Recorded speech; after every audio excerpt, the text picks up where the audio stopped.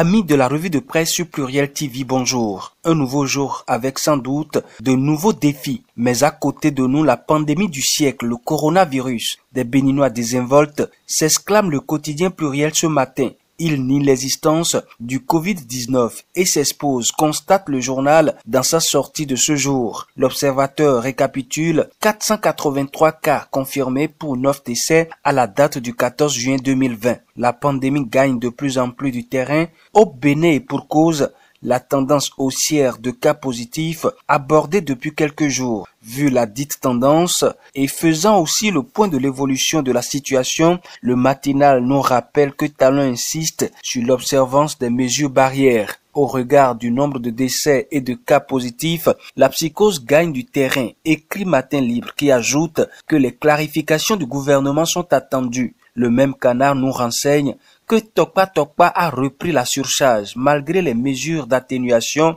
prises par le gouvernement. Pour le quotidien du service public La Nation, la pédagogie du gouvernement saluée, écrit en manchette ce matin le canard. Toujours santé dans cette revue de presse, le docteur Malik Seibou Gominan, maire de Djougou, vole au secours de 5 arrondissements de sa commune, informe le quotidien Pluriel. Il a offert hier à titre personnel des équipements aux dispensaires et maternités isolées de 5 arrondissements de Djougou. L'ensemble est composé de 10 lits, 15 matelas et des tables de nuit aux arrondissements de Baret, Béléfougou, Bougou, Pelébina et Serrou, tout en promettant que le nécessaire sera fait pour le déploiement du personnel qualifié dans ces centres de santé. Le docteur Malik Seibou Gominan, maire de Djougou, a exhorté tous les chefs d'arrondissement à continuer la sensibilisation des populations sur les mesures barrières contre la pandémie du Covid-19, détaille mon confrère. À Akpromisrete, Serge Anago Kouta prend les commandes de Katagon, informe Pluriel ce matin.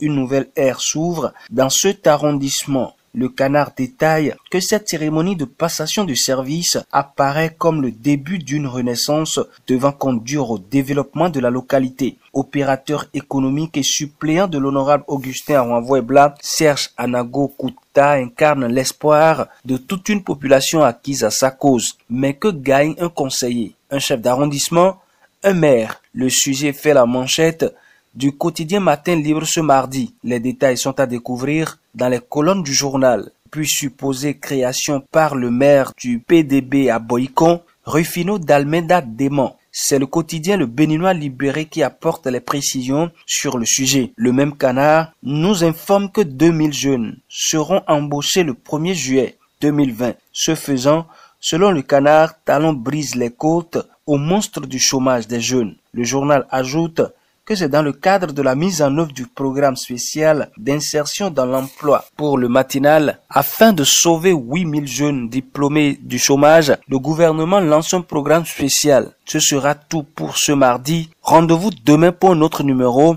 de la revue de presse. D'ici là, portez-vous bien et merci pour votre fidélité sans cesse renouvelée à Pluriel TV.